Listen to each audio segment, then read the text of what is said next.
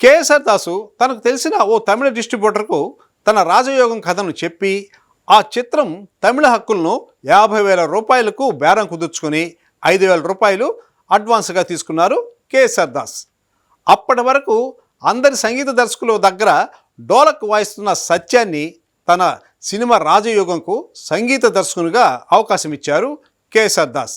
వీటూరు రాసిన 5 పాటలను సత్యం సంగీత దర్శకంలో SP Balasubrahmanyam, P Susheela, S జానకిల చేత పాడించి పాటలు రికార్డ్ చేశారు కేఎస్ఆర్ దాస్. అప్పుడు ఎస్పి బాలసుబ్రహ్మణ్యంకు 100 రూపాయలు, పి సుశీలకు 85 రూపాయలు, ఎస్ జానకికి 75 రూపాయల లెక్కన పారితోషికం ఇచ్చారు మన దాసు.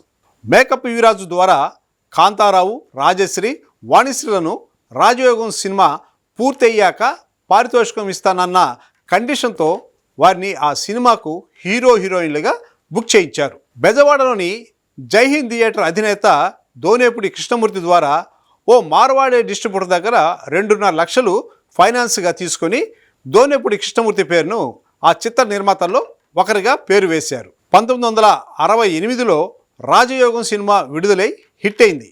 ఆ తర్వాత నటీనటులకు పారితోషికాలు ఇచ్చేశారు కేఎస్ఆర్ దాస్. ఆ విధంగా తన తెలివితేటలతో 2వ సినిమాను డైరెక్ట్ చేసి ఇండస్ట్రీలో నిలబడ్డారు కేఎస్ఆర్ దాస్.